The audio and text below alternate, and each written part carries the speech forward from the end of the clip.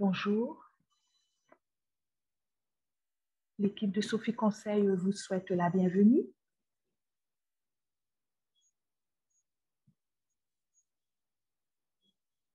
Nous allons commencer d'ici quelques minutes.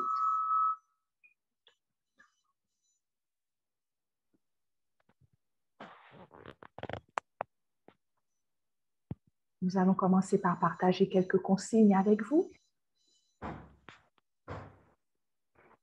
Mettez vos téléphones en mode silencieux, ça permettra d'avoir une bien meilleure participation. On vous recommande également de couper les applications comme WhatsApp, Facebook ou bien Instagram ou vos courriels, dépendamment de la plateforme que vous utilisez. Nous vous demandons également de bien vouloir fermer vos micros lorsque vous n'intervenez pas. Ceci permettra une meilleure participation et audition pour les autres participants. Et nous aurons bien aimé que vous fermiez vos caméras également pour favoriser une meilleure bande passante. Et puis, si vous avez des questions, n'hésitez surtout pas à les poser, soit sur le chat ou en ouvrant votre micro. Et la session sera enregistrée, donc vous aurez ainsi la possibilité de la visionner à nouveau si vous en avez envie et peut-être ainsi repasser à travers certains des concepts qui seront abordés. Donc, encore une fois, bienvenue à notre webinaire de ce matin sur l'importance des services conseils aux entreprises. Je dois vous dire que cette thématique est développée à travers deux sujets. Le premier sujet a été présenté le 25 mars dernier et durant ce webinaire, M. Gervais a abordé le cycle de vie de l'entreprise en faisant un parallèle avec le cycle de vie personnel. Donc, il est passé à travers les 5 grandes étapes dans la vie de l'entreprise, la création, le démarrage, la croissance, la maturité et la fin. Et ceci a été fait en suivant la trace d'un entrepreneur, monsieur et madame Fin Fin. Aujourd'hui, il aborde le deuxième sujet, et ce deuxième sujet, ce sera autour du cycle de financement de l'entreprise.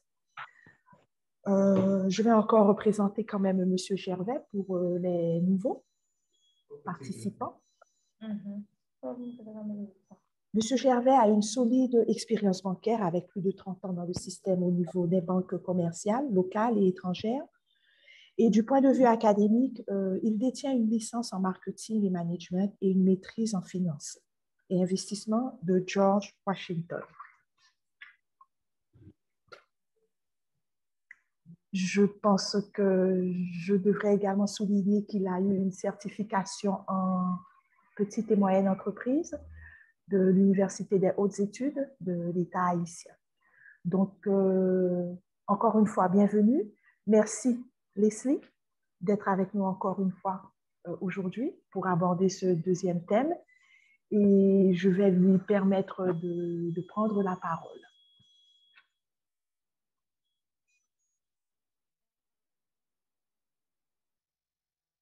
Bonjour tout le monde, je suis très heureux d'être avec vous aujourd'hui. Pour ceux qui reviennent pour la deuxième session, je dis welcome back, et pour ceux qui sont nouveaux, je vous dis bienvenue.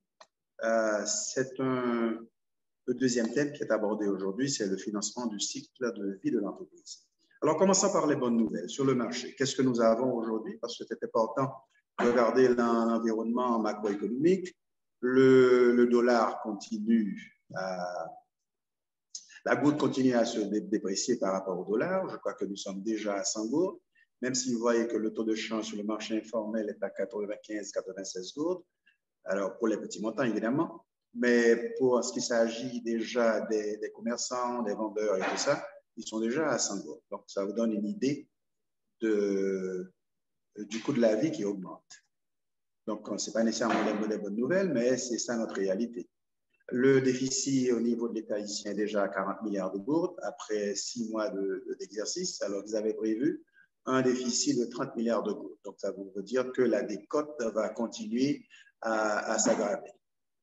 Donc, le marché, malgré ça, est porteur. Il y a certaines industries qui marchent très bien. J'avais parlé du ciment la dernière fois avec une augmentation de volume de 55% et bien d'autres entreprises qui continuent à évoluer. mais c'est une situation complexe, ce n'est pas nécessairement facile. Alors, je vous dirais que même en un temps difficile, il y a ce qu'on appelle les opportunités. Il faut garder l'œil bien ouvert et évaluer vos points forts, vos points faibles et voir la probabilité de concrétiser une affaire. Alors, la meilleure nouvelle de ce matin, c'est que le marché du crédit est à l'avantage de ceux qui veulent emprunter aujourd'hui. Alors, je m'explique. Depuis quelques mois, le niveau de crédit au niveau du système bancaire s'est stabilisé. Il n'y a pas de nouveaux projets, pas de nouveaux crédits. Alors, pour un segment bien spécifique. Alors, la grande question, c'est qu'il y a un excès de liquidité dans le système. Les banques se plaignent, il n'y a pas de dossier de crédit. Les taux sont à un niveau très, très bas. Je parle de banques qui offrent des taux, évidemment, à des montants extrêmement importants, à jusqu'à 4%. Donc, ça veut dire que je dirais que c'est le marché de l'emprunteur. Mais malheureusement, ce qui arrive, c'est que nous parlons du corporate. Alors là, les grosses compagnies et les montants importants. Je ferai le distinguo entre le marché bancaire et le marché financier. À mon humble avis, le marché bancaire ne représente pas la totalité du marché financier. Évidemment, il y a énormément de gens qui ne sont pas bancarisés. On parle tout au long d'inclusion financière et tout ça. Et même malgré que vous, qui participants, vous aurez un compte ou une carte de crédit, mais vous vous sentez exclu du marché financier. Et c'est ce que nous allons regarder ensemble ce matin. Et n'hésitez pas en cours de route, je vous donne l'opportunité d'intervenir pour répondre à une question et pas nécessairement à la fin. Donc, nous sommes au stade de l'idée. Une idée d'affaires. Voilà, Eureka, je suis intéressé à être entrepreneur. Alors là, la dernière fois, on avait couvert les attributs, les qualités qu'il vous faudrait, la persistance, la créativité et tout ça, pour s'engager dans une venue aussi complexe et difficile et même risquée. Parce que les statistiques sont déjà contre vous dans un pays organisé où il y a tout un support structurel. Alors, pensez-y en Haïti, comment c'est 10 fois, même 20 fois plus complexe. Alors, pour vous illustrer les différentes étapes de financement, j'ai choisi de prendre un modèle pratique, c'est ça l'idée, et je vous donne un modèle que j'ai moi-même vécu, vous allez voir tout de suite, parce que j'étais partie prenante d'une entreprise qui s'appelle Public Supermarché, et c'est un cas d'étude réelle, parce que c'est ce que j'ai vécu il y a peut-être une vingtaine d'années. Alors, bien entendu, je dois vous dire que j'ai obtenu l'autorisation des actionnaires pour pouvoir présenter ces informations. Droit d'auteur l'oblige. Voilà, donc j'avais parlé Public Supermarché et nous voilà. Les FinFew, dans ce cas bien précis, c'était ce groupe. C'était le groupe original, je dirais. Leslie Gervais, votre serviteur, j'avais 33,5% d'actions, j'avais Jean-Marie Lecture et tout ça, Romy Almathieu, 33,5%. La structure juridique a évolué. Elle est passée en premier lieu d'une société en nom collectif et puis on se dirigeait éventuellement vers une société anonyme. Alors, vous savez pertinemment que c'est assez coûteux pour avoir une société anonyme et nous étions à l'époque, je crois qu'aujourd'hui, on serait en 3 000 et 5 000 $ US pour avoir une structure pareille. Ça, c'est l'avantage, ça, c'est des avantages. Là, on ne va pas s'attarder là-dessus, mais je dois vous dire que lorsqu'on arrive à commence à emprunter de montants importants, c'est mieux d'être en société anonyme parce que la responsabilité finale n'est pas nécessairement collective, elle est en fonction de votre investissement. Entendu? Donc, nous voilà, nous trois. Nous étions relativement jeunes, je vous dirais à l'époque, avec un minimum d'expérience. Moi, j'étais strictement banquier et financier. Jean-Marie Lecture avait déjà de l'activité commerciale et exécutait des contrats. Je crois qu'il avait aussi 1 ou 2 petits magasins qui vendaient des matériaux de construction. Et Mathieu, si vous vous rappelez de cette chaîne, avait une expérience au niveau retailing, la vente au détail. Il avait la ligne de magasins Tronica, électronique et tout ça à l'époque, l'ancêtre de peut-être Compagnie. Donc, nous voilà. Nous avons dit à l'époque, il fallait avoir un supermarché. Il n'y a pas beaucoup d'Haïtiens. Alors, je me permets de dire Haïtien natif natal. Ce n'est pas un terme péjoratif, mais la communauté arabe à l'époque et jusqu'à présent dominait ce marché. Donc, nous étions dit qu'il fallait offrir un nouveau visage, un nouvel acteur sur le terrain. C'était nous autres Haïtiens qui voulions fonder pas seulement un supermarché, mais une chaîne de supermarchés. Donc, nous sommes fixés un objectif, fonder une chaîne de supermarchés moderne, compétitif, qui pourrait rivaliser non seulement à ceux existants, mais aussi, et nous le basions sur le modèle américain. Alors, je suis venu avec le nom personnellement de Publix. Je vois régulièrement à Miami où la chaîne Publix Supermarché était très en vogue à l'époque et nous avons choisi ce modèle. Au lieu du X, pour ne pas avoir des problèmes avec le géant américain, donc j'ai choisi si vous voulez, de franciser le nom. J'ai mis Publix, c'est apostrophe S, Publix Supermarché. Et voilà notre début. Notre objectif est très clair. Nous voulions avoir une part importante du marché et c'était assez ambitieux, mais vous savez, lorsqu'on est jeune, on peut toujours rêver. La location, on avait dit qu'on devrait être dans des locations prime, okay, des espaces où il y a une clientèle affluente et il y a une bonne circulation. Et on avait comme modèle, au lieu d'être isolé, on choisirait d'être dans des centres d'achat. Ça pour nous garantir la circulation. Mais c'était en deuxième étape parce qu'il fallait commencer déjà avec une première espace. Donc, la circulation, centre d'achat, ça faisait partie de notre objectif. Alors, au niveau retail, si vous vous rappelez bien, avec vos cours de marketing, location, c'est extrêmement important à vos débuts. Donc, nous avancions, nous avons l'objectif. Nous avions localisé Plaza 41 à l'époque, qui était déjà, bon, je crois qu'on a inauguré avec nous Plaza 41. Donc, c'est à partir de là qu'on a choisi cet espace, le rez-de-chaussée. L'avantage que nous avions, nous étions jeunes, nous considérons haïtien natif natal, et nous avions aussi choisi un modèle sur le terrain. Nous avons pensé le groupe Artijar Moscoso était très représentatif de ce que nous voulions être dans le futur, d'ici 10, 15 ans, 20 ans. Et alors là, c'était Gervais et Lauture et Mathieu. Donc, nous voilà sur le marché avec énormément d'idées. Alors, nous n'avions pas, si vous voulez, ce cadre de référence comme je le fais avec vous, mais nous avons passé quand même à travers ces différentes étapes. La création. Vous êtes là, la création, vous vous rappelez ceux qui étaient présents la dernière fois? La création, le démarrage, 2 ans, la croissance à partir de 3 ans, la maturité de 3 à 5 ans, et puis la fin, bon, l'expansion, le rachat d'autres affaires, ou bien la diversification de l'activité et tout ça. La fin, c'est aussi une renaissance, c'est un renouveau. On démarre sur de nouvelles bases avec de nouvelles perspectives. On redéfinit la vision, la mission, les objectifs. À l'époque, nous n'avions pas pensé à la vision et la mission, mais nous avions certainement des objectifs très clairs. C'est à titre de rappel. Je ne sais pas si vous avez des questions à cette étape concernant les 5 étapes de vie de l'entreprise. Entendu? Donc, je continue. Donc, nous sommes à l'étape de création. Le local, c'est Pétionville, Plaza 41. Nous nous sommes trouvés un allié naturel. C'était M. Neptune qui était propriétaire de l'espace et aussi propriétaire du market à la boule. Vous vous rappelez ce market qui a changé de nom au fil des années au moins 4 à 5 fois. Juste à l'intersection, avant qu'on arrive, on tourne à droite pour aller à Boutigny. Alors, il était notre allié naturel parce qu'il était déjà propriétaire. Donc, on s'est regroupés, si vous voulez, parce qu'on partageait les mêmes problèmes.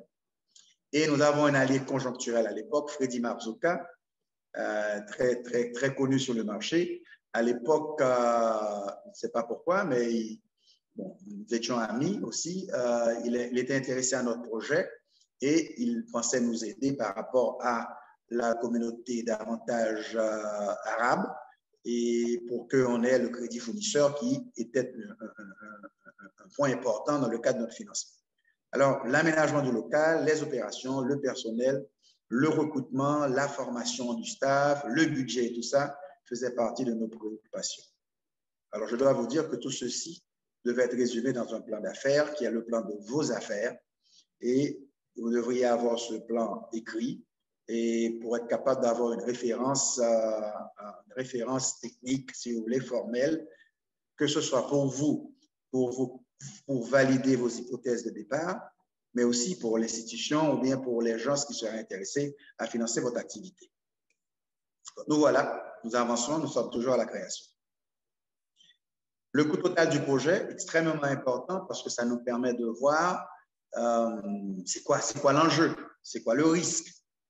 Et ça, c'est une étape extrêmement importante parce que bien des fois, on a tendance à sous-évaluer le montant de l'investissement et vous êtes déjà au beau milieu et vous commencez à avoir les difficultés. C'est comme la construction d'une maison. Vous commencez, premièrement, vous ne respectez, le génie ne respecte pas le délai, le financement n'arrive pas de manière ponctuelle, à temps, et l'échéance du chantier retardée. Et dès que vous retardez l'échéance du chantier, ça vous coûte davantage, pour toutes sortes de raisons. Surtout aujourd'hui, nous sommes dans une période inflationniste. L'année dernière, c'était autour de 25%. Je crois que nous avons démarré sur la même tendance. Donc, le mois dernier, c'est 20% moins cher. Ce mois-ci, c'est 20% moins cher, et ainsi de suite. Et tout ça, ce sont des éléments de plan d'affaires. On a parlé longuement du plan d'affaires la dernière fois, et vous avez énormément de gens aujourd'hui qui sont capables de vous élaborer un plan. Alors, je continue. Voilà comment on s'est situé au niveau total du projet. On avait pensé qu'il nous faudrait au moins 4 containers, 3 containers sur les étagères, un container en stock et peut-être éventuellement un container ou 2 containers en commande. Et nous avons pensé qu'au départ, nous restions à 4 containers. Toutes les immobilisations que vous voyez là étaient des sources de préoccupation. Je ne vais pas faire la liste avec vous, mais vous allez regarder la caisse automatique, l'espace, l'aménagement, l'électricité, la génératrice, la plomberie, tout ça étaient des points importants pour l'aménagement du local. Parce que nous avons mis un local totalement nu, il fallait maintenant l'aménager selon notre plan d'ensemble. Et nous avions aussi un plan d'ensemble. Jean-Marie Lauture avait une expérience de construction avec sa famille, donc ça nous a été extrêmement utile. Donc, je venais aussi avec l'expérience financière. Mathieu venait avec l'expérience retailing, le détail. Tout ça aussi sont les compétences que nous avons réunies pour monter le projet. Et ça, c'est important parce qu'on a parlé au départ des attributs, des compétences des différents actionnaires, des promoteurs. Et ça, c'est important pour vous. Sinon, vous devriez le payer relativement cher pour l'avoir. Entendu? Vous me suivez? D'accord? Donc, vous pourrez me faire aussi, je peux regarder un thumbs up, comme ça, sur le chat, comme ça, je peux avancer ou sinon ralentir un peu. Donc, l'espace stock, la boucherie, les réceptions de marchandises, tout ça faisait partie de notre lot qu'il fallait maîtriser, contrôler avant qu'on puisse parler de la grande ouverture. Alors, je peux vous dire que tout ça, on l'a réalisé sur une période de 12 mois, cette mise en place, et nous nous réunissons régulièrement en 2, 3 fois et même 4 fois. Et les 3 derniers mois, juste avant la grande ouverture, c'était pratiquement des réunions quotidiennes. Parce que non seulement nous étions déjà au niveau du local, donc on travaillait même au local avec tout le staff qui était recruté un peu à l'avance. Une petite note importante, votre personnel, au moins minimum, vous l'aurez au moins 2 mois ou 3 mois avant l'ouverture, et ça, vous devrez l'assumer comme étant partie prenante du coût du projet, parce que vous devriez quand même payer ce personnel qui va vous aider à faire la mise en place. Bien des fois, on a tendance à minimiser ça, mais dès le départ, vous avez 3-4 personnes qui vous supportent et ils sont déjà sur votre payroll avant même que vous ayez des revenus. Vous pouvez prendre ce payroll et aussi le plan d'affaires et l'amortir sur plusieurs années. Hein. Il y a des particularités comptables qui vous permettent d'amortir le plan d'affaires et aux dépenses. Comme ça, nous les considérons comme des frais de premier établissement. Donc, nous voilà, loyer payé d'avance, c'est ce qui nous avait exigé, $2 500 US, 3 mois en avance. Le dépôt de garantie, premier 2 mois. Bon, M. Nétu était un allié naturel, mais ça ne veut pas dire qu'il nous a laissé passer sans payer ce qui était dû. Hein. Bien que le mois de dépôt de garantie, on l'a eu à crédit, si vous voulez. L'assurance immeuble, l'assurance stock et autres. Et nous étions dit, on avait évalué au départ qu'il nous faudrait au moins 3 mois de réserve de cash parce qu'on avait projeté le volume, mais on ne savait pas si ça allait se concrétiser. Et puis, il nous fallait du cash au départ. Donc, vous aurez dès la première quinzaine le payroll et tout ça. Donc, il fallait avoir du cash en main. Et aussi les petites dépenses ici à droite pour démarrer. Et vous avez peut-être un peu de fournisseurs locaux qu'il faudrait satisfaire et ainsi de suite. Donc, nous voilà un coût de projet $410 500. Donc, presque un $2 million à l'époque. Vous imaginez aujourd'hui ce qu'a fait Boulos avec Delimart Marriott. Moi, je crois qu'il doit être au moins entre 1,5 et $2 millions US si on devait ajuster les prix pour ce que nous avons fait 20 ans de cela. Donc, laissez-moi vous dire, il fallait prendre des décisions stratégiques pour vous dire comment on allait financer ça. Les fonds propres, Friends and Family. Alors ça, c'est une rubrique qui est extrêmement importante et vous allez voir tout de suite pourquoi. Les crédits fournisseurs, aussi importants. Au départ, nous avons pensé à Freddy Marzocca, allait nous ouvrir les portes pour ça. et il a été extrêmement important. Il nous a sécurisé quelques crédits. Mais nous avons tout de suite vu aussi qu'avec la compétition, il ne fallait pas livrer notre stratégie au départ avec le type de commande. Donc, nous avons minimisé les crédits fournisseurs au départ parce que nous savions qu'on aurait pu être bloqué à un certain moment. Le marché n'était pas aussi ouvert à l'époque, donc il fallait être prudent. Montrer un peu nos cartes, mais pas dévoiler entièrement nos cartes. C'était important au niveau de notre stratégie. Donc, les fonds propres projetés étaient 100 000 $ US et ça allait changer en allant de l'avant tout rapidement, vous allez voir. La différence à avancer était de 310 500 $ US. Donc, si vous regardez les pourcentages, 75% aurait été le pourcentage de dette et 100 000 le pourcentage des fonds propres. Donc, déjà, nous étions à un désavantage parce qu'il fallait 3 fois plus de dette par rapport à nos fonds propres. Je dois vous dire, ça vous donne presque automatiquement un levier de 3 pour 1. Et ce n'est pas facile de financer ça, même aujourd'hui. Okay? Parce que le marché financier est beaucoup plus ouvert qu'à l'époque, il y a 25 ans de ça. Mais déjà, donc c'était encore plus restreint. Et c'est là une étape fondamentale à laquelle, qui est presque un mur qu'on ne peut pas traverser, c'est cette étape. Alors, je vais m'attarder légèrement sur ça. Il faut être créatif. Il faut peut-être réduire la taille. Dans notre cas, c'était difficile parce que nous avons un espace déjà arrêté qui était assez grand. Donc, ça aurait été fait une très mauvaise impression si vous rentrez dans un supermarché qui espère faire la compétition avec les autres et vous voyez que le local est déjà à moitié rempli. À un moment donné, nous avons même pensé réduire l'espace avec un sheetrock et un partage, si vous voulez, et augmenter l'espace market progressivement. Mais nous avions déjà en tête des rêves grandioses et nous voulions avoir un espace accueillant où la circulation se ferait librement et assez impressionnant, je dois vous le dire. La partie esthétique comptait énormément pour nous. Est-ce que vous avez des questions à ce stade? Si vous les avez, vous les envoyez au niveau du chat. Madame Lucien va me les acheminer, comme ça je peux répondre en cours de route. Les banques commerciales étaient une alternative. Les banques de développement, Sofides était déjà là, le FDI aussi. Le privé, c'était Sofides, FDI est haïtien. Bon. Il y avait aussi les coopératives qui, à l'époque, n'étaient pas autant vulgarisées. Malgré, alors, de coopératives, on est allé à la crise de coopératives et les coopératives, je dirais aujourd'hui, font un comeback. Hein? Okay, parce qu'il y a énormément de coopératives qui sont développées. Il y a aussi énormément de mutuelles autour de certaines filières que je vois beaucoup surtout en province. Il y avait d'autres sources, le microcrédit, mais je vous parle un peu, je suis en train d'actualiser ces sources un peu, hein, parce que la microcrédit n'était pas encore né. Il y avait différents types de fonds qu'on a vus au fur et à mesure. Donc, toutes les autres sources, on peut les considérer comme des sources de financement actualisées. Il y a Bidinvest. Si je ne me trompe pas, l'information que j'ai eue, c'est que c'est Bidinvest qui a financé le projet de Delimart à Marriott. Ce n'est pas un secret. C'est peut-être une information privilégiée. Alors, je vous la donne en toute réserve parce que ça vient du milieu financier, mais je ne l'ai pas validé. Donc, toute réserve. CFI, les PPP sont d'actualité. Profim, récemment arrivé sur le marché. Alors là, je reviens en arrière.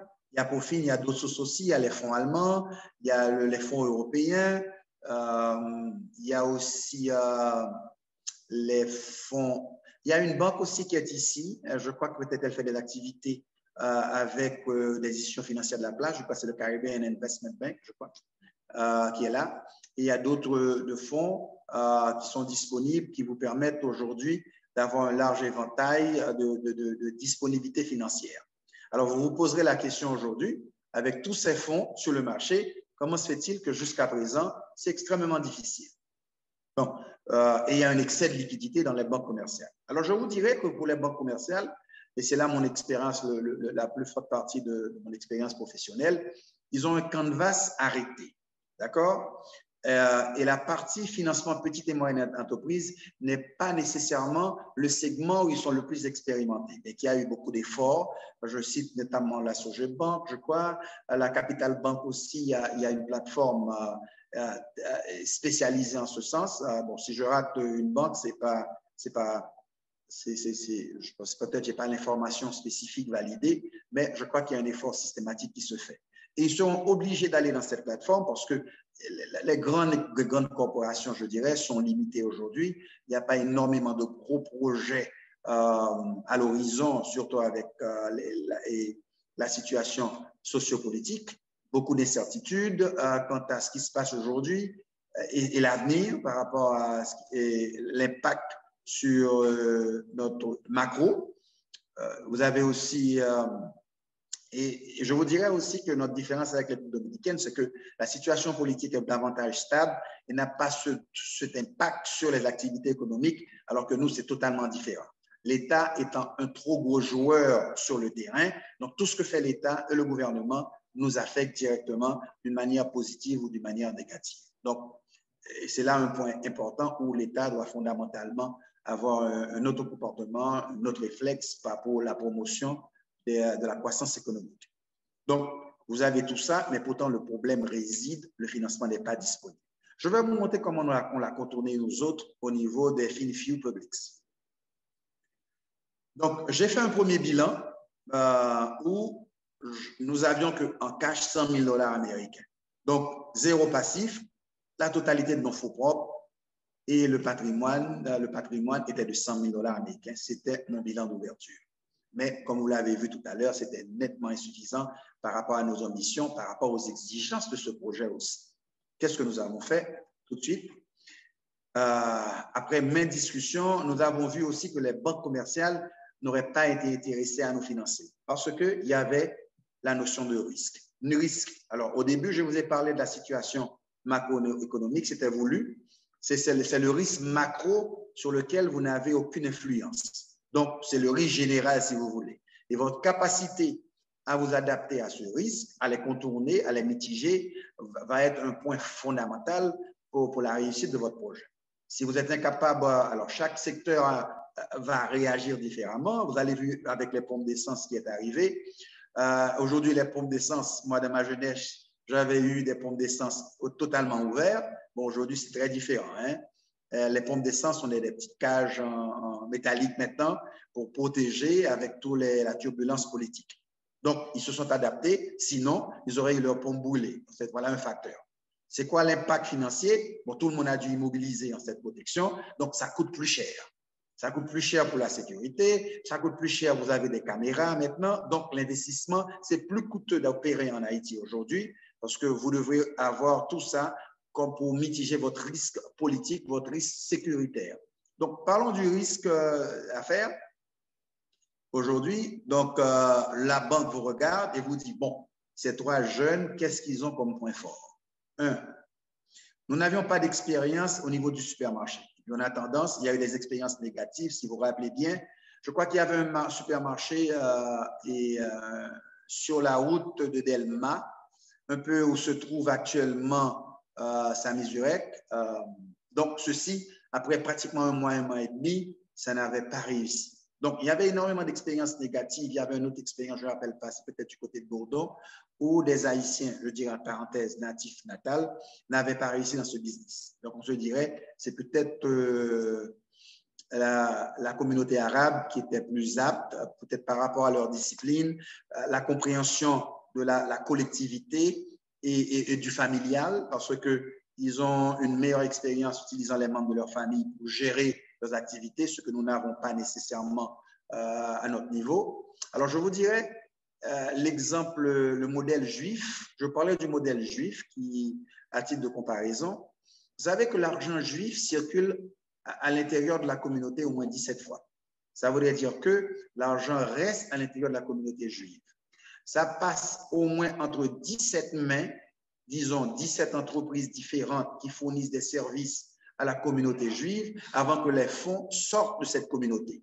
Ce modèle est répliqué aussi au niveau de la communauté arabe en Haïti. Alors, pour la communauté noire aux États-Unis, afro-américaine, on a vu que l'argent circule que 3 fois. Donc, vous voyez la différence. Donc, l'argent reste dans la communauté. C'était ça l'idée aussi. Nous voulions que la consommation, qui est davantage une population haïtienne, si vous voulez, entre haïtiens natifs natals, voilà que l'argent allait à la population arabe. C'était ça aussi notre démarche au début. Donc, il fallait trouver le financement. Et là, on a réalisé que le Friends and Family était notre meilleur choix parce que les banques nous verraient comme une start-up. Donc, les start-up sont très difficiles à financer. La Sofides, c'est une institution qui vous regarderait différemment parce qu'elle a une logistique, un processus de crédit qui permet de financer des startups. Le FDI aussi a ça, ils ont des fonds appropriés pour ça. Ils vont accepter un levier financier plus élevé. On parlera de levier tout à l'heure pour décortiquer tout ça ensemble. Et puis, il y a aussi nos institutions, les coopératives maintenant sont très côté l'âme, sont très actifs sur le marché avec une aide de travail, un avaliseur. Ils peuvent assez facilement vous faire un crédit dans un délai. Et puis, évidemment, il y a le microfinance. Et l'un des points forts de la microfinance, c'est de vous donner une réponse rapide à l'intérieur d'une semaine. Et c'est l'une des raisons pourquoi les Madame Sarah et autres petits commerces vont se faire financer à la microfinance sur GESOL et autres microcrédits. D'accord? Mais le caveat, c'est que c'est extrêmement cher. Nous parlons de 3 à 4% par mois. C'est aussi cher qu'une carte de crédit qui peut être utilisée aussi pour un financement ponctuel que je ne commande pas. Mais si vous êtes en difficulté, c'est peut-être avoir accès à ça. Donc, le passif long terme, vous avez vu, la catégorisation était importante pour nous. On a eu 200 000 $ de nos familles respectives au démarrage. Donc, je commence ces fonds propres 100 000, total passif 200 000, donc le total, mon projet 300 000. Je ne suis pas encore à mes 410 000 $ US. Le deuxième bilan en progression, vous allez le voir. Ça, nous avons placé la commande, les loyers payés d'avance et nous commençons à, il n'y a pas encore de passif. Nous étions à 385 500. Donc, nous avons réduit la taille de nos activités, de notre projet, sans que ça nous affecte négativement par rapport au projet. Alors, je vous dirais deux choses. Bon, il y a une question. Voilà, je regarde. Laissez-moi voir ça. D'accord? Donc, je m'arrête pour prendre la question. Alors, je mets le volume. Oui, oui. Edlin Destin, vous avez une question? Si vous pouvez parler un peu plus fort, s'il vous plaît. Allô?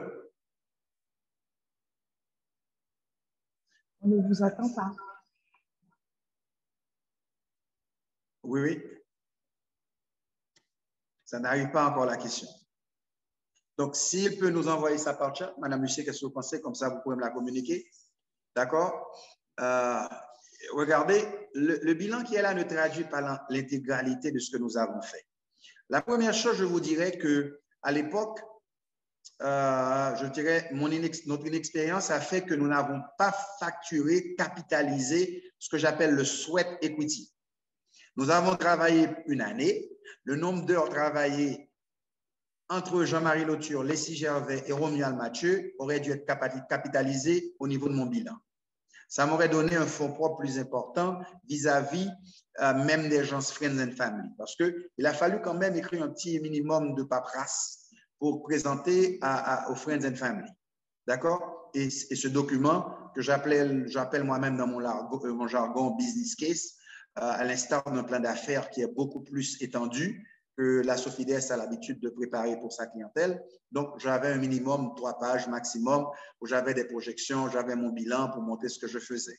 Là, j'aurais pu mettre facilement au moins 50 000 $ US de plus au sweat equity et que j'aurais amorti sur le temps. Ça ne me donne pas une position en cash. Ça me donne une position en patrimoine dans mon bilan. Ce n'est pas du cash. Mais c'est comme du cash parce que si on avait payé des consultants, ces 3 avec leur expérience travaillant sur une année, croyez-moi, ça aurait fait pratiquement 50 000 $ US et à partager en nous 3. Donc, ne faites pas la même erreur et capitalisez votre sweat equity, le temps, votre idée et tout ça. Votre trademark, votre logo, tout ça sont des choses que vous pouvez capitaliser. La deuxième chose qui n'est pas là, c'est que on a eu un crédit pour un fournisseur que je n'ai pas mentionné là. D'accord? Un crédit fournisseur au niveau des équipements. Et alors, je vous donne le nom. Il a été important. J'aurais dû le mettre dans le allié naturel. C'était Jean-Louis, monsieur Jean-Louis, qui aujourd'hui a Extra Market, qui se trouve pas trop loin de Place Boyer. C'est un expert, l'un des meilleurs professionnels au niveau de réfrigération. Il nous a énormément aidé. Tout ce qui s'agit de l'installation et ce qui nous coûtait pour l'installation, nous n'avons pas payé ça au départ et ça a été fait dans le temps et je n'ai pas à reporter ici. Donc, je peux vous dire qu'on a légèrement triché, mais entre la balance et entre... C'était approximativement une trentaine de milliers de dollars. Donc, entre le 7 equity de 50 000 que je n'ai pas porté et le 30 000 que j'aurais dû porter comme crédit fournisseur, alors, nous n'avons considéré ça comme étant un crédit personnel parce que Jean-Louis était un excellent ami des loutures, donc il a considéré ça comme une dette personnelle. Donc, voilà un peu. De même que la génératrice aussi qui est portée dans mes immobilisations, à l'époque, je crois aussi, c'est peut-être Mathieu qui a eu un crédit personnel, je crois à l'époque, c'est peut-être Valérie Canès. Il a pris un crédit personnel et ça a été un apport. Ça a été un apport dans l'entreprise. Donc, je n'ai pas voulu enregistrer ni comptabiliser cet apport parce que c'était une dette personnelle et est arrivé avec. Donc, comme moi aussi, je crois que j'ai peut-être acheté une ou deux choses commandées sur ma carte de crédit. Ça faisait partie de mon apport. Et vous allez comprendre tout de suite pourquoi. Lorsque vous regardez la partie patrimoine, qu'est-ce qui s'est passé? Bon, j'ai eu quand même un petit peu de passif sur l'assurance. On a payé la moitié. Vous vous rappelez, c'était 3 000 et je crois 5 000 $ US. On a payé la moitié. Donc, c'était une assurance pour une année. Donc, on avait déjà payé 6 mois d'avance. Donc, on avait ce crédit. Les autres passifs que vous voyez là, c'est un petit peu, j'ai enregistré, comptabilisé le crédit fournisseur sur les équipements de Jean-Louis. Donc, ça, c'était du réel. C'est l'installation qui était faite à crédit. Et puis, regardez les fonds propres. J'ai toujours le passif long terme qui est le Friends and Family. J'ai mis le total passif 200 plus 35 500. Vous me suivez? Ça me donne le total 235 000. Et puis, les fonds propres, c'était 150 000 $ américains. Si vous vous rappelez de mon deuxième bilan, après le premier bilan d'ouverture de 100 000, mon deuxième bilan, nous étions encore à 100 000.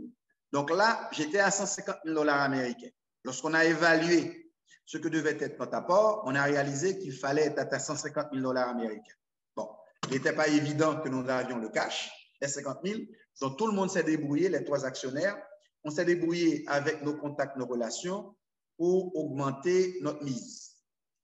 Bon, je crois que j'ai eu quelques questions. Laissez-moi voir ça. Madame Lucien, regarde le chat là un moment. Le chat. Ah, ça n'arrive. Les participants peut-être.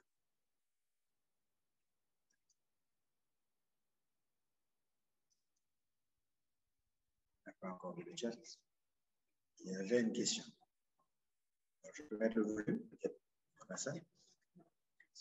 Ah oui, bilan en progression. Le bilan en progression, c'est parce que c'était mon bilan de départ.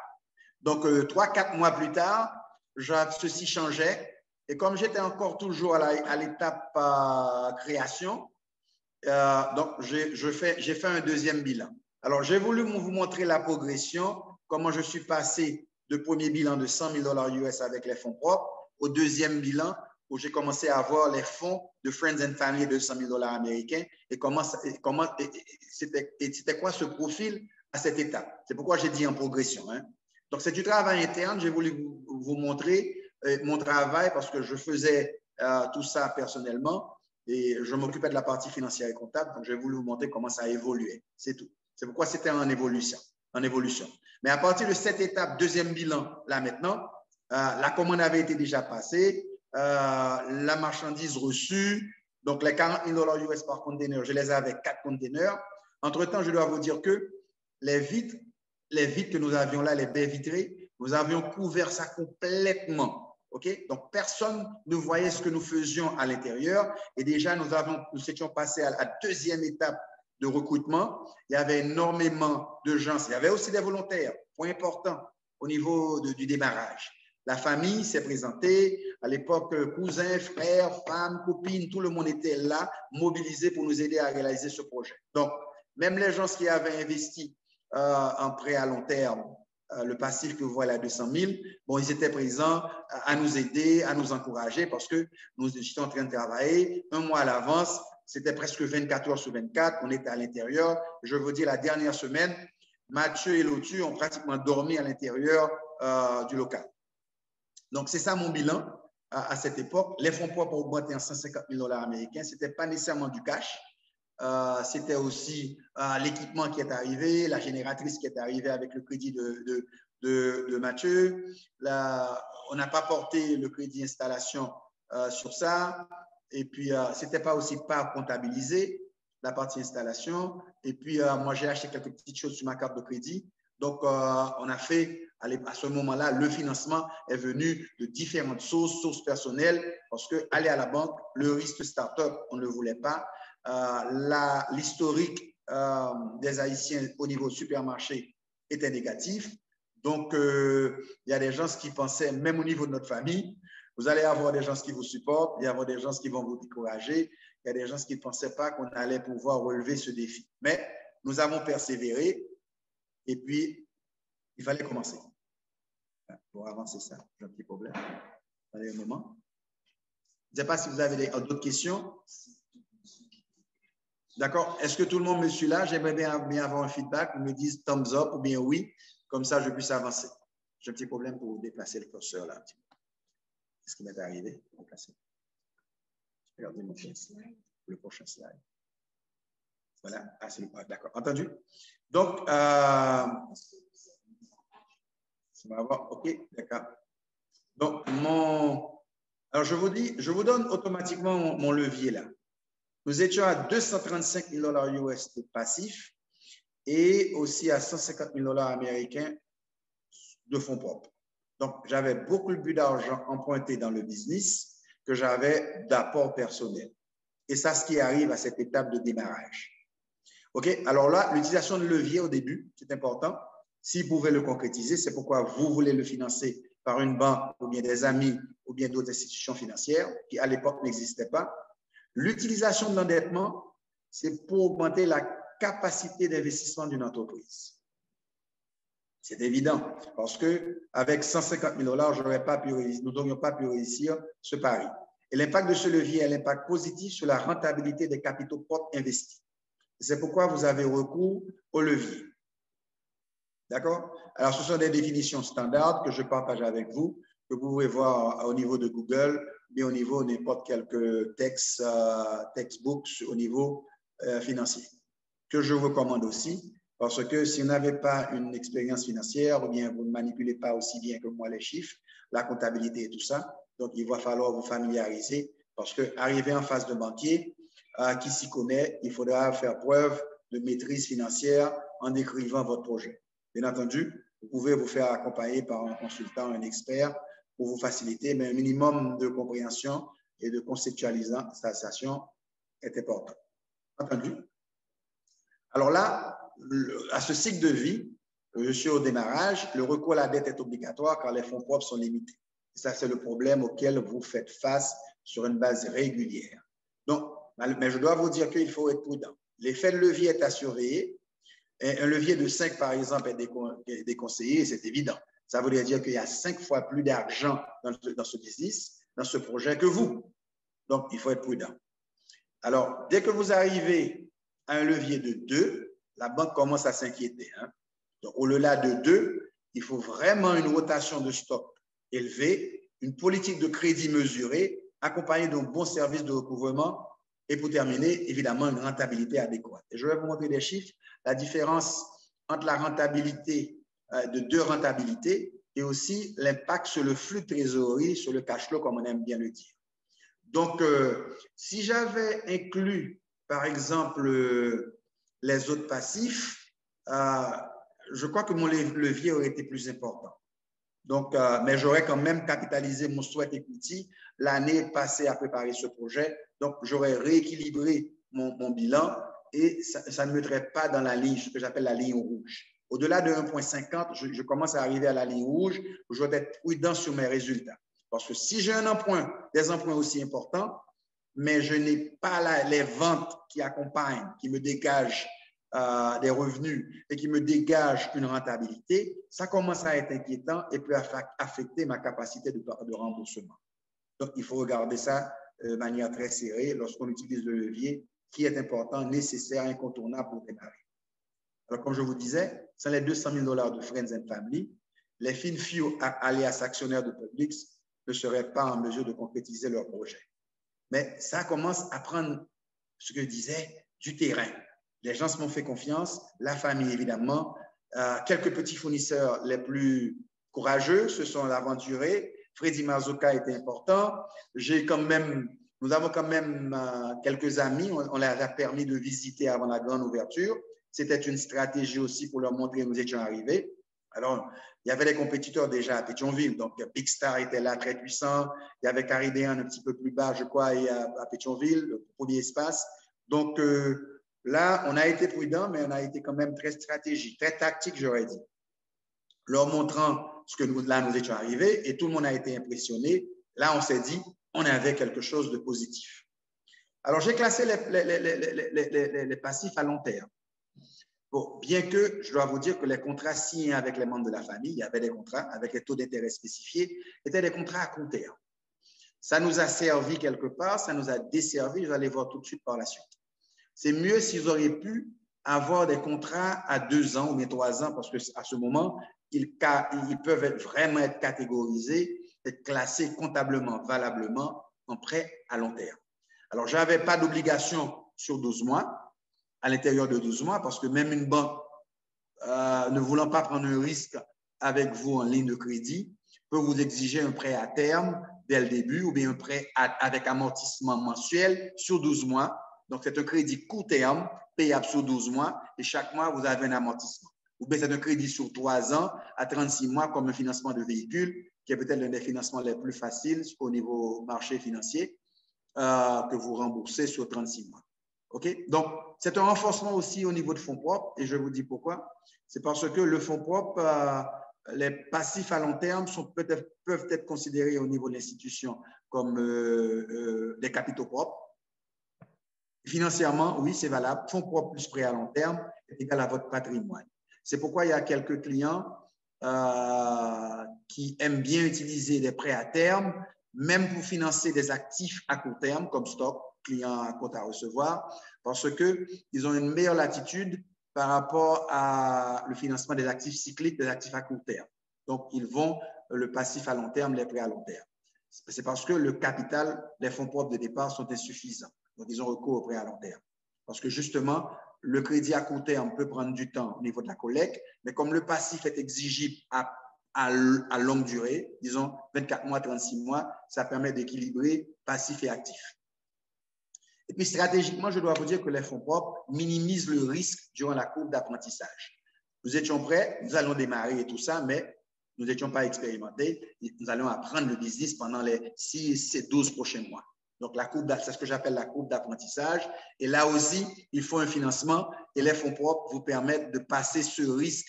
Et c'est après ce risque, je dois vous dire, que les banques commerciales sont intéressées avec vous. Alors, j'aime bien dire que les banques commerciales viennent au secours de la victoire. Parce que je suis déjà bien établi, je suis maintenant dans la direction, dans la courbe positive, le risque a diminué, je suis beaucoup plus proche de la réussite que de ne pas réussir mon projet. D'accord? Donc, nous sommes au démarrage, aménagement terminé, équipement installé, commande placée, staff en formation, fournisseurs locaux contactés et il me reste de revoir un peu les projections des ventes que je n'ai pas encore partagées avec vous. Les marchandises reçues, les uniformes et tout ça, le personnel, la campagne promotionnelle autour du grand jour, l'ouverture. Alors que je vous disais la dernière fois, il ne faut pas rater cette grande occasion de faire une très bonne impression le premier jour.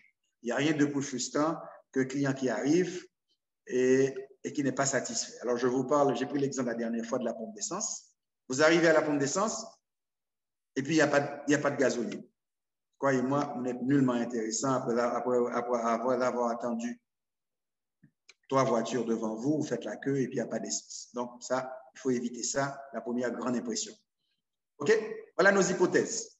Nous avions pensé que nous vendions 20 000 gouttes par jour. Alors, ce sont les chiffres de l'époque. Hein. Ce n'est pas exactement ça, mais ça remonte à 20 ans. Mais c'est plus ou moins ce qu'on regardait à l'époque. Je dois vous dire que ces chiffres sont largement dépassés par les supermarchés d'aujourd'hui, croyez-moi. Nous parlons peut-être aujourd'hui entre 500 000 à 1 million de gouttes par jour pour vous donner une idée. Nombre de jours de 30 et le coût de marchandises vendu 40%. Le prêt long terme 10% l'an, c'était, alors là, je dois vous dire que le prêt était en dollars américains.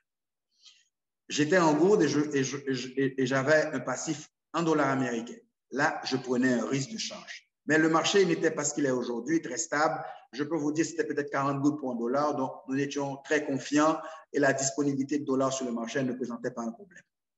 Je ne sais pas, Madame Lucien, s'il y a une autre question à cette étape. Je vais passer à travers ce tableau assez rapidement. Donc, d'accord? OK. Si vous me la passez, je suis bien heureux de la répondre. Amortissement était sur 5 ans. J'ai utilisé la méthode straight line. C'est d'après le plan comptable. Donc, c'est 200 000 divisé par 5. Donc, ça me donne un amortissement de 40 000 $ US par année. Assez simple, straight line depreciation, direct, etc. Donc, je vous présente le premier scénario.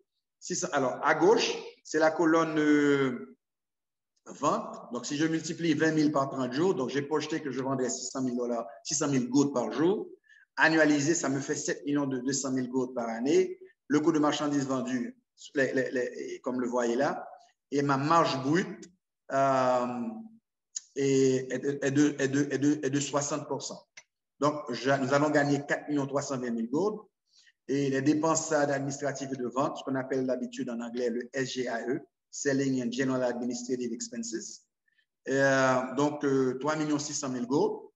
L'amortissement mensuel annuel, 1 599 996. Les intérêts que je devais payer à ces gens, il était important que dès le premier mois, je paie les intérêts. Vous pourriez, nous aurions pu avoir une période de grâce aussi, hein, même sur les intérêts, même si les intérêts auraient été des intérêts dus. Parce que même si vous avez un financement avec une période de grâce à une banque commerciale ou une institution financière, les intérêts sont redevables dès le premier mois, quel que soit si vous n'avez pas vendu, ou bien vous n'êtes même pas encore au stade de démarrage. Mais nous avons voulu faire un point avec nos prêteurs et payer dès le premier mois. D'accord? Donc, je gagnais 1 200 000 gouttes pour la première année. Donc, nous étions relativement satisfaits. Il n'était pas question de distribuer des dividendes dès le début. Donc, ça allait bien. Tout allait être capitalisé. Je vous donne un deuxième scénario. Cette fois-ci, le coût de marchandises vendues est beaucoup plus élevé, 60%, marge brute 40%. C'est le même scénario, c'est le coût de marchandises vendues seulement qui a changé. Et regardez ce qui se passe à la fin de l'année. Mensuellement, perte mensuelle de 220 000 gouttes, perte annuelle de 240 000 gouttes pour ce deuxième scénario. Alors, rappelez-vous de cette perte parce qu'on va voir le flux de trésorerie, la différence entre la marge, l'état d'exploitation et le flux de trésorerie. Donc, ce qui arrive, pourquoi j'aurais eu cette marge, c'est parce que les produits qu'on achète localement, il y a le coût du fournisseur. Même si vous aviez un fournisseur, lui, il doit faire sa marge, donc c'est un intermédiaire. Donc, c'était plus profitable pour moi d'importer et j'avais aussi une meilleure gamme de produits. Si vous allez à Caribbean Market, vous allez tout de suite comprendre, même à Giant, que ces gens-là commandent directement des États-Unis ou bien d'autres pays. Parce que l'achalandage est beaucoup plus riche, ce que peut-être un fournisseur local ne leur donnerait pas systématiquement. D'accord? Donc, je serais à perte. Donc, l'idéal était de commander. Donc, c'est pourquoi nous avons placé la commande au lieu d'avoir le crédit fournisseur peut-être plus accessible, mais plus cher et peut-être plus difficile et peut-être des produits que nous n'aurions pas sélectionnés au départ. Nous voulions aussi avoir une gamme plus intéressante que les autres. Donc, on avait fait une petite étude de marché en envoyant nos enquêteurs qui regardaient c'était quoi la standard, les produits standards. Donc, nous avons étendu notre gamme et notre offre. OK? L'impact de la différence de marge, pourquoi deux marges de profitabilité? Excusez-moi. Donc, c'est la différence entre les produits importés et les produits achetés des fournisseurs locaux. Le crédit fournisseur, même lorsqu'on vous le donne, et ça permet de financer ce cycle à cette étape, mais il est plus cher. Donc, ça a son coût. Il n'y a rien de gratuit. Hein? Les frais financiers, je vous ai parlé, sont obligatoires. Pas d'amortissement sur le capital, donc c'était important, donc je n'avais pas de service de dette. Ce que la banque, dans son jargon, appelle le service de la dette. Okay, le service de la dette, c'est le remboursement du capital plus ses intérêts. Donc, vous n'êtes pas en conformité si vous payez les intérêts seulement parce que le capital n'est pas remboursé. C'est important parce que bien des fois, vous payez les intérêts, vous n'amortissez pas, mais vous allez être en non-conformité. Pourquoi je m'arrête là? C'est parce que aussi, le système financier, l'information circule de manière beaucoup plus rapide aujourd'hui. Avec le BIC, qui est le centre d'information financière, si vous avez un retard d'un mois, de 15 jours sur votre carte de crédit, sur un prêt que vous avez contacté, c'est tout de suite reporté. Même les institutions financières comme la Sofides sont dans ce registre. Donc, ils sont à jour maintenant. Il y avait un petit délai. Maintenant, croyez-moi, j'ai vérifié, ils sont à jour. Donc, le fait de respecter vos fournisseurs, le paiement, c'est extrêmement important. Et bientôt, je vais vous dire qu'ils vont agrandir ça. Le paiement de votre facture de courant, d'électricité, de Digicel, tout ça va être inclus un beau matin. Je vois un délai à l'intérieur de 3 à 5 ans que toutes les informations seront à ce niveau de ce bureau de crédit, comme à l'étranger, et vous aurez un score. Donc, dès aujourd'hui, donnez-vous cette discipline parce que c'est l'un des premiers critères, des premières observations que va faire la banque commerciale, c'est d'aller regarder votre nom dans le BIC. Et si vous avez un BIC négatif, ça réduit votre chance d'approuver votre dossier déjà de 50%. Donc, soyez prudents. Une petite négligence sur une carte de crédit, ça peut vous coûter cher. OK? Impact de l'amortissement sur la profitabilité. Donc là, c'est important d'avoir le juste niveau d'immobilisation parce que si vous amortissez sur 5 ans, vous voyez comment ceci a été déduit de votre, je fais marche arrière, vous allez voir, ça a coûté 1 599 996. Donc 1 600 000 gouttes pour l'année, ça c'est de l'argent. D'accord? Et ça impacte votre état d'exploitation. Et vous regardez bien, si vous n'aviez pas cet amortissement aussi important, vous auriez pu terminer l'année avec un profit net positif, malgré une marge, un coût de marchandises plus important. Donc, si vous avez un excès d'immobilisation, ça vous coûte cher. Donc, il faut être prudent. Alors, je vous dirais aussi, j'utilisais comme exemple la génératrice. Chez vous, une génératrice de 20 kW est différente de 40 kW. Puis, gros même prix, vous prenez une génératrice de 40 kW. Erreur. La première chose, elle est sous-utilisée, donc l'entretien est plus coûteuse et l'immobilisation est plus coûteuse aussi. Donc, vous n'avez aucun intérêt à prendre une génératrice plus importante alors que vos besoins ne sont pas encore arrivés à 20 kW. D'accord? Alors, je vous disais, ne remorquez pas une bicyclette avec un tracteur. C'est une image pour vous dire que n'ayez pas un surplus d'immobilisation pour votre entreprise. Alors, je vous recommanderais aussi à cette étape, si vous n'arrivez pas à remplir les exigences de financement de 400 000 $ américains, il y a quand même des équipements qui peuvent être achetés refurbished, qu'on appelle ça, hein, les usagers. Il y a un marché pour ça aujourd'hui et ça réduit votre investissement. Alors là, il faut être prudent. Le couleur, si vous avez ça usagé, l'enveloppe, oui, c'est possible, mais le moteur, je vous recommande que ce soit neuf. On a fait l'expérience avec un couleur acheté à un moment donné parce que tout de suite, les premiers mois, on a eu un équipement avec les fluctuations de courant qu'on a perdues et on a gardé la structure, l'enveloppe, si vous voulez, en vitre et en acier, mais le moteur, Jean-Louis avait recommandé qu'on achète un moteur neuf. Donc, c'est important pour vous à cette étape. La première année s'est écoulée, les profits, les achats se sont faits à l'extérieur, donc profitablement, on était très heureux. La clientèle commence à se stabiliser, on commence à être un nom connu, nos publicités sont à la radio, les banques commencent à s'intéresser, je vous dis, ils viennent au secours de la victoire.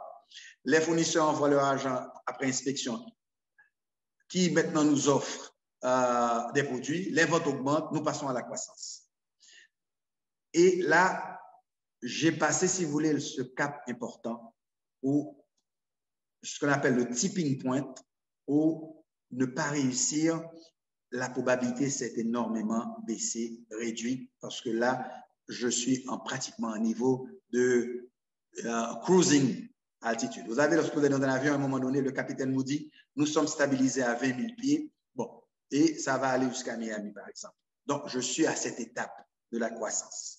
Donc, j'ai eu le financement, les Friends and Family, j'ai eu les crédits fournisseurs un petit au départ, j'ai eu des financements Neptune qui ne m'a pas fait payer le dépôt, Jean-Louis qui ne m'a pas fait payer les frais d'installation, quelques petits fournisseurs au départ, des achats sous carte de crédit, des crédits privés qui n'ont pas été reflétés au niveau du bilan. Donc, ça marche. J'ai utilisé énormément de ressources. J'ai tiré sur la corde, sur la famille, et nous voilà, nous allons aborder la croissance. Première année, deuxième année, je suis profitable et on commence à comprendre que cette entreprise va réussir. Je vais monter quelques scénarios. OK? Je ne sais pas si vous avez une question parce que je vais passer à un concept important. C'est le concept de flux de trésorerie que je compare avec l'état d'exploitation. Il y a des questions, Madame Lucien, que vous avez enregistrées? Non. D'accord? Donc, tout le monde est confortable avec l'état d'exploitation, l'amortissement, l'impact, le changement au niveau de la marge et c'est quoi l'impact sur la rentabilité de l'exploitation. Voilà deux scénarios que je vous présente ici. C'est le scénario des rentrées et des sorties de cash par rapport aux deux exemples, avec la marge de 40% et la marge de 60%. D'accord? Alors, le premier scénario, c'est la marge de 60%. D'accord? J'ai vendu à 7 220 000. Je suis à ma troisième année, pratiquement fin deuxième année, si ma mémoire est bonne, et je commence à vendre à crédit. Alors, la première année, on n'a rien vendu à crédit.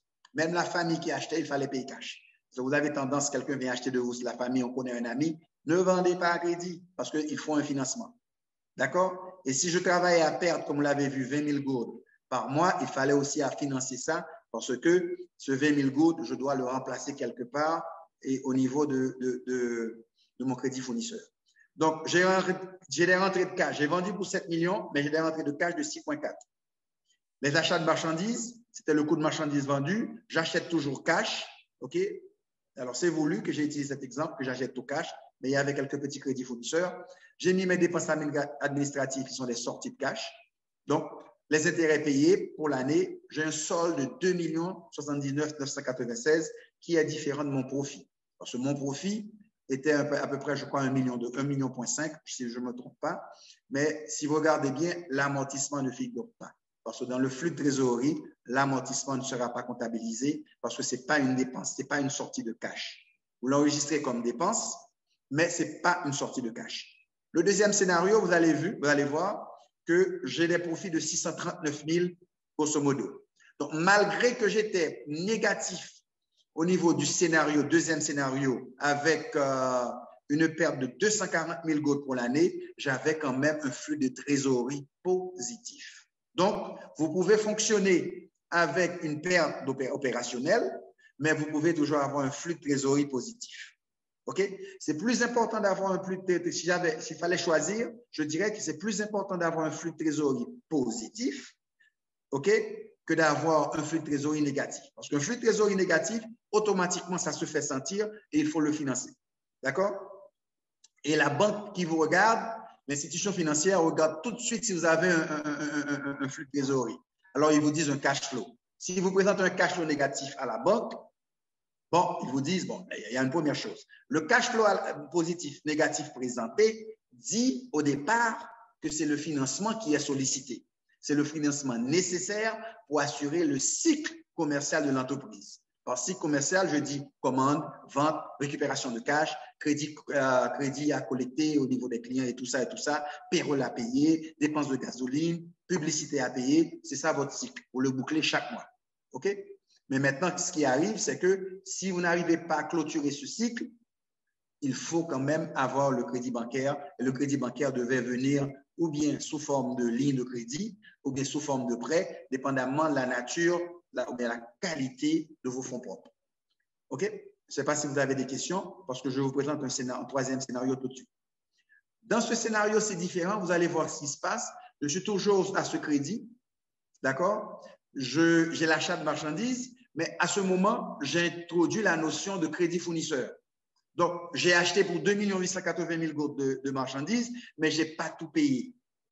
D'accord? Donc, mon débours de cash est vraiment de 2 millions. Alors, bien entendu, s'ils avaient eu 1 million de gourdes de crédit fournisseur, j'aurais eu un débours de cash de 1 million 880, ou bien j'aurais pu avoir un crédit fournisseur de 1 million 880, mon débours de cash aurait été 1 million de gourdes. Donc, le solde cash en fin d'année, au lieu d'être de 2 595 000 et quelques, aurait été de 3 595 996.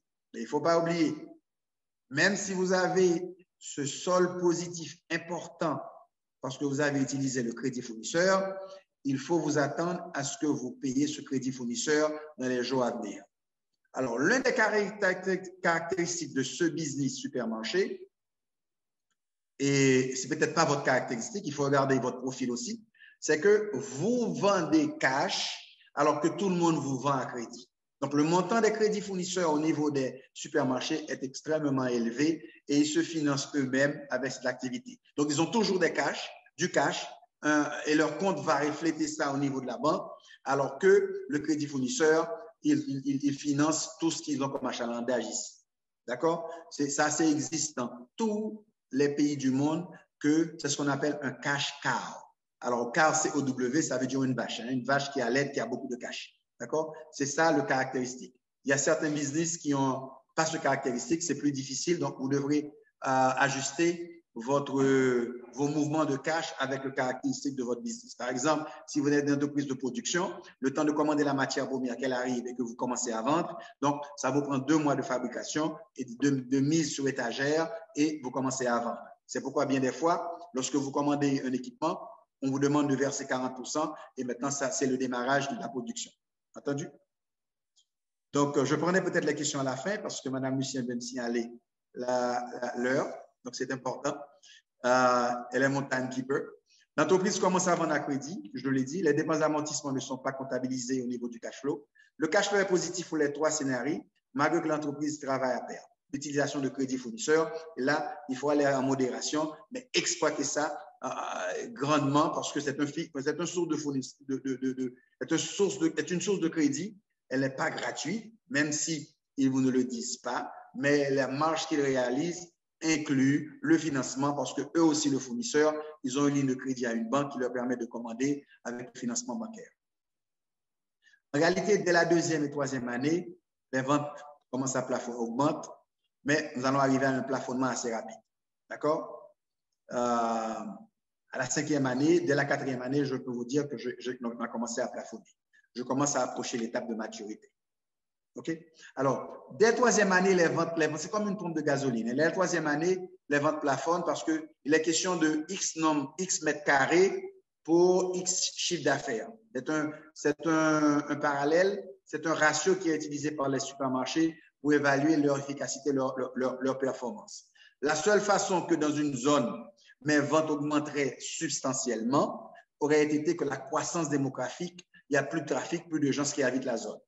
C'est plutôt l'inverse qui serait la réalité parce qu'immédiatement, tout le monde a commencé à se rapatrier sur Pétionville et il y a eu d'autres supermarchés qui ont ouvert leurs portes après Public Supermarché. Donc, ils ont pris de vos activités, de votre circulation. Donc, la compétition, à un moment donné, a stabilisé, sinon a cannibalisé ma croissance, l'augmentation de mes ventes.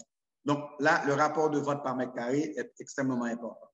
Pour vous, si vous serez dans cette activité, vous allez le regarder au niveau du retailing. Dès que vous avez un magasin, l'espace étagère est fondamental. Donc, votre vendeur doit être continuellement à l'affût. Regarde ce qui se passe parce que facilement, un fournisseur va vous pousser à l'arrière. Votre produit ne sera plus en évidence. Donc, il faut faire le suivi au niveau de votre marketing, votre promotion, votre commercialisation pour s'assurer que votre produit est devant, en évidence. Et vous pouvez le faire avec des soldes, des réductions, des gimmicks, des ventes en week-end pour promouvoir votre brand, si vous voulez. D'accord? Bon, les FinFew sont les vedettes. Point de croissance, les banques font des offres de crédit, les fournisseurs sont en compétition pour les produits sur les étagères. Si, croyez-moi, quelqu'un qui vous vend un mamba, bon, il y a peut-être 5 ou 6, 7 fournisseurs, vous n'avez l'espace que pour 3. Donc, celui qui vous donne le plus de termes, le meilleur prix et la durée. D'habitude, on vous dit, un supermarché, lorsque vous vendez, ils vous disent crédit 60 jours, 30 jours, 60 jours. Mais en réalité, on vous paie même après 90 jours. Je vous dirais que 90 jours et 120 jours étaient la norme. Donc, il a fallu. Donc, je touchais cash, je payais dans 120 jours. Il n'y a rien de mieux qu'un crédit pareil. Bien entendu, j'ai la capacité de commande avec mon flux de trésorerie. Donc, je commandais. Donc, je maintenais ma marge ma marge était davantage à peu près 50, entre 40 et 50%. Pourquoi? Parce qu'il y a beaucoup de produits européens que je commençais à avoir. Nous n'avons pas commandé sur l'Europe. Et les gens qui commandaient, c'était plus facile et des fois, c'est pratiquement le même prix. D'accord? Ma capacité d'autofinancement s'améliore parce que je travaille profitablement. Donc, mes fonds propres s'améliorent, les profits accumulés. Donc, je suis dans une excellente situation par rapport à ce marché. OK? Je suis au stade de maturité maintenant. 5e année, voilà ce qui m'arrive, nouveau développement. L'un des débiteurs exige d'être remboursé. Il avait gardé le crédit, je paye les intérêts régulièrement. il y a eu un problème quelque part. L'un des débiteurs a voulu exiger qu'on lui rembourse 50 000 $ américains parce que je crois qu'on avait à peu près 4 personnes à des lots de 50 000 $ américains. Je dois vous dire que ma préférence par rapport à ce type de financement, c'est d'avoir vraiment 50 personnes avec 1 000 $ américains. C'est plus facile que quelqu'un vous confie 1 000 $ US que de vous confier 50 000 $ américains. Donc, ventilez ça et ayez des financements de 1 500 $ US et ça enrichit aussi parce que vous pouvez les avoir comme prêteurs, débiteurs à long terme. Vous pouvez aussi choisir l'option, on aurait pu les avoir comme actionnaires, hein, mais comme nous avions un modèle Arty Moscow Soja, il n'était pas question qu'on ait des gens à l'extérieur de ce groupe fassent partie des actionnaires. Mais j'aurais pu les avoir en actions privilégiées. OK? À ce moment, ils n'auraient pas le droit de vote, mais ils auraient non seulement gagné un intérêt, toujours peut-être j'aurais réduit à 6% au lieu de 10%, mais ces gens-là, ils auraient partagé aussi le profit que je gagnais. C'est une méthode que vous pouvez utiliser pour financer votre entreprise, les actions privilégiées, ce qu'on appelle le preferred stock. Alors, chaque preferred stock peut être différent. Il y a des preferred stock où les gens ont le droit de voter aussi, c'est bon, mais vous pouvez avoir d'autres restrictions, comme vous dire que chaque actionnaire ordinaire a une voix, mais pour que l'actionnaire privilégié puisse voter, il lui faut 2 actions pour une voix. Donc, vous pouvez avoir des restrictions pour pouvoir maintenir le contrôle de votre entreprise qui, des fois, est une inquiétude par rapport aux actionnaires qui sont les promoteurs et qui ont vu le bébé naître et qui, des fois, qui ont tendance à ne pas vouloir relâcher un peu, avoir des gens arriver au dernier moment. OK? Donc, certains investissements, donc on a remboursé les 50 000 cash. Heureusement qu'on avait un peu de réserve. Les investissements en immobilisation, il fallait. OK? On a changé. Une nouvelle génératrice, parce que c'était peut-être une génératrice, après 5 ans, on a pensé qu'il fallait la remplacer. Et on a aussi ajouté un backup plus récent. D'accord? Au fait, c'est l'ancien qui est devenu. On a vendu l'ancienne génératrice, on a utilisé celle-là qui était vieille de 5 ans. Donc, on a eu un backup plus intéressant. Parce qu'en cours de route, on a eu un problème non seulement avec, alors c'est les problèmes de la courbe d'apprentissage, non seulement avec la génératrice principale, mais aussi la génératrice secondaire. Alors, je dois vous dire, on a pris un risque. On a commencé avec une seule génératrice. Et ça a très bien marché pour une année. La deuxième année, on a eu une panne. Pendant une journée, on n'a pas pu desservir la clientèle. Donc, tout de suite, on a Jean-Louis, qui était un spécialiste aussi en réfrigération et électricité, nous a envoyé une génératrice, le temps d'acheter une usagée. OK? Maintenant, c'est là que les choses commencent à être compliquées.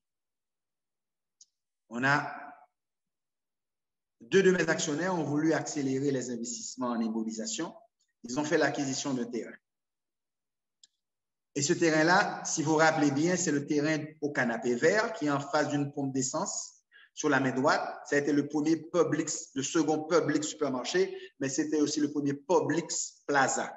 Parce que la logique d'espace, pour être à l'intérieur d'un centre d'achat, il fallait la concrétiser en cours de route. Donc, un terrain qui ne rapportait pas, okay, qui a coûté, je crois, entre 120 000 et 140 000 $ US, et il fallait aussi construire. Donc, le premier centre d'achat. Donc, on sortait de notre ligne d'affaires un petit peu et le financement allait changer. Nous étions à maturité, un peu à la fin, si vous voulez, donc notre modèle changeait, évoluait, si vous voulez. Nous étions des investissements en immobilier. Voilà ce qui s'est passé. Le bilan de la 5e année où nous étions. En cash, là, nous étions. Alors, vous voyez, mon bilan, je le présente en dollars. C'est voulu. Je me rappelle les chiffres en dollars mieux. Et aussi, mon financement était en dollars. Je voulais refléter ceci. Donc, le passif banque que vous voyez là était un passif en gros. D'accord? C'était ça notre bilan. Notre stock était maintenant à 250 000 $ US. L'OIP d'avance, nous payons chaque 3 mois. Aucun problème. Les assurances, nous payons ça. Les autres actifs qui étaient là, 15 000 $. Donc, mon total actif était de 340 500 $. Donc, nous étions à une très belle situation au niveau actif. Les immobilisations, 75 000 $ américains. Alors là, on avait déjà pratiquement tout amorti. Hein. Sur la 5e année, 40 000 $ US la dernière année. Mais nous avions aussi d'autres immobilisations en couleur, nouvelles génératrices et tout ça. Et vous voyez le terrain que j'ai additionné, qu'on a mis au bilan. Donc, c'était la seule immobilisation qui rapporte 0 centime. Donc, ça a eu un impact sur nos ratios. D'accord? Donc, mon bilan était de 539 500. Donc, vous vous rappelez, au départ, nous étions à 385 000. Ça a évolué. Le fournisseur, 50 000. La banque, 100 000 à court terme. Donc, nous avions des lignes de crédit à l'époque. Donc, ça marche bien. Nous sommes connus. Nous sommes les nouvelles vedettes. Vous vous rappelez ça? Et nous sommes en train d'avancer. L'achat du terrain a eu un impact psychologique important sur tout le marché haïtien. Et là, nous étions en train d'attaquer vraiment les dinosaures qui étaient là depuis 10-15 ans. Ils ont commencé à comprendre que nous étions une menace. Le succès a ses avantages, mais ça vient aussi avec ses problèmes. D'accord? Donc, le prêt à long terme pour le terrain et autre chose, 195 000 $ américains. Le passif à long terme, 100 000, ça c'est toujours... là, nous avions remboursé une deuxième personne. Donc, ce passif de 200 000 est passé à 100 000. Nous l'avons remplacé avec un 100 000 $ US. Donc, les 195 000 que vous voyez là, il y avait 50 000 $, il y avait 100 000 de remboursement. Donc, 100 000 de remboursement, vous vous rappelez, 50 000 avec les fonds propres de l'entreprise. Il y avait aussi 50 000 avec... j'ai fait un substitut de crédit Friends and Family et en passant par la banque. Donc là, c'est normal. À un moment donné, les gens ne vont peut-être pas rester avec vous. Ils ont besoin de leurs fonds. Donc, nous passons à une deuxième étape de notre maturité où nous pouvons avoir facilement accès à un crédit bancaire, non seulement à court terme, mais aussi un crédit bancaire à moyen terme. Et notre fonds propre, naturellement, a augmenté. Alors, dans les fonds propres, il y a les fonds de départ que vous rappelez étaient à peu près de 150 000 $ US. Ce qui fait 244 000, c'est les bénéfices non répartis que j'ai consolidés ici avec les fonds propres. Donc, notre patrimoine augmentait. Nous devenons, en peu de mots, plus riches. D'accord? Donc, c'est inclus dans tout ça. Si vous avez bien saisi au niveau de la comptabilité, vous êtes confortable avec les chiffres. Il n'y avait pas vraiment de distribution de dividendes, mais je crois qu'on a fait quelques petits tirages. Parce que si vous additionnez les profits accumulés sur 5 ans, notre fonds propre pourrait être un peu plus élevé, mais avec quelques petits tirages. J'ai tiré pour rembourser la carte de crédit sur laquelle je payais les intérêts régulièrement. Les autres ont remboursé sur la génératrice de Canes. L'installation de Jean-Louis a été remboursée et nous étions dans une bien meilleure situation à cette étape. Alors, bien entendu, c'est un cas réussi. Il y a des cas après 5 ans, mais après 2 ans, vous n'arrivez pas à ces résultats. C'est déjà très difficile parce que peut-être que vous fonctionnez avec un déficit, ou bien qu'il faut financer à nouveau, donc il faut faire des apports additionnels, ou bien vous avez un flux de trésorerie qui n'est pas équilibré avec le cycle d'affaires. Par exemple, si j'avais un magasin de jouets, à l'époque de décembre, dès septembre, il faut que je place ma commande de jouets en Chine. Si le financement n'est pas là, c'est ma plus grande période, fin novembre, décembre, un peu de janvier. Donc, si je ne peux pas avoir capitaliser sur le gros de l'opportunité de décembre, novembre, décembre, janvier pour avoir 70% de mes ventes. Si je rate la saison top, donc il est évident que j'ai pratiquement tout raté l'année. Donc, je voudrais donner un autre exemple d'activité où le cycle commercial est différent. Donc, si vous ratez ça, vous ratez l'année. Donc, il faut être prudent et avoir le financement au moment approprié qu'il vous le faut. OK? Et si vous avez emprunté aussi, à partir de janvier, fin janvier, vous devriez être en mesure de rembourser un petit peu, réduire votre ligne de crédit, quitte à tirer par la suite encore à partir de août-septembre pour la mise en place de la prochaine saison de la Noël. Je vais vous présenter quelques ratios. Alors, les ratios qui sont à droite, ce sont les ratios que j'avais calculés pour vous sur le premier bilan. D'accord? Donc, je vous présente maintenant la deuxième série de ratios et vous allez voir la comparaison assez rapidement. D'accord? Donc, la première étape, vous voyez, j'étais à 0,40, je crois. Et puis, cette fois-ci, je suis à 0,63. C'est le total des actifs court terme sur les actifs, de totalité des actifs. Je remonte légèrement pour vous montrer. Je remonte légèrement pour vous remonter ceci. D'accord? Voyez mon total actif à court terme, c'est 344 500. Donc, j'ai divisé 344 500 sur la totalité de mon actif, qui est 539 500. Donc, ça vous donne ça vous donne une idée du rapport de ce qui est immobilisé et ce qui est actif qui circule. Parce que le terrain, je ne peux pas le vendre, je l'ai acheté pour construire un projet, alors que le stock, ça roule, le cash, ça roule, les loyers payés d'avance, c'est obligatoire, c'est une provision pour toute l'année. Les autres, c'est d'autres actifs que nous avons eu là. Donc, tout ceci est en train de rouler. C'est pourquoi on les appelle actifs cycliques, ça roule, d'accord? Les actifs court terme, OK? Et les actifs immobilisation terrain, ça ne roule pas, ça reste, c'est tous les équipements qui sont là, qui s'amortissent. Donc, je voulais vous montrer c'est quoi le rapport entre ces deux chiffres. Et tant que vous avez plus d'immobilisation sur lesquels il n'y a aucun rendement, mais qui sont nécessaires pour votre business, c'est que tant que vous l'avez, vous êtes moins liquide, hein? Vous avez moins de capacité de tourner votre stock et d'avoir un rendement adéquat. Donc, j'avais parlé de pourcentage de fonds propres et de fonds empruntés, et je vous avais dit que la rotation du stock est importante. Donc, si vous reliez le tout au niveau conceptuel, vous voyez que si vous n'avez pas le volume de stock approprié, donc vous n'êtes pas capable de générer les revenus sur une base régulière, donc malgré que vous ayez les ventes, mais vous n'avez pas le stock qu'il faut lorsque le client se présente. Très mauvaise situation dans laquelle vous pouvez vous trouver. Vous avez la demande, vous l'avez créée, les clients sont fidèles, ils viennent, vous n'avez pas un produit. D'accord? C'est ce que ça veut dire. Donc, là, j'avais un excellent rapport. Mon total actif était important parce que par rapport à mon total, mon actif à long terme, donc j'étais assez confortable, j'avais un bon roulement parce que entre mon stock et tout ça, c'était intéressant. Le total actif par rapport au total actif court terme, c'est 2,29. Donc, c'est mon ratio de liquidité. Je suis très liquide là. D'accord? J'ai au moins 2 fois, ce qui est excellent.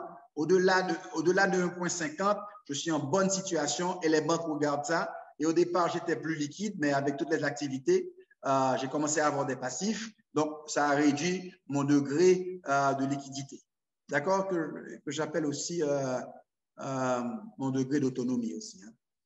Donc j'ai la capacité, si je vendais tous mes actifs, de pouvoir payer mon passif. C'est ce que ça veut dire. Si j'arrêtais mon business aujourd'hui, je fais même n'importe, je vends mes actifs, j'ai du cash, de la liquidité pour payer mes passifs. Je suis très confortable. Même si je vends la moitié de mon stock, je suis capable de payer mes fournisseurs, je m'en tire bien. D'accord? Maintenant, le fonds de roulement, lorsqu'on le calcule, on prend le actif court terme, on soustrait le passif, et ce que je vous disais là, justement, 344 500 moins 150 000, il me resterait un reliquat de 194 500 qui resterait en cash. Et si vous comparez à 150 000, ça voudrait dire que j'ai augmenté avec les années d'activité, j'ai augmenté mon fonds.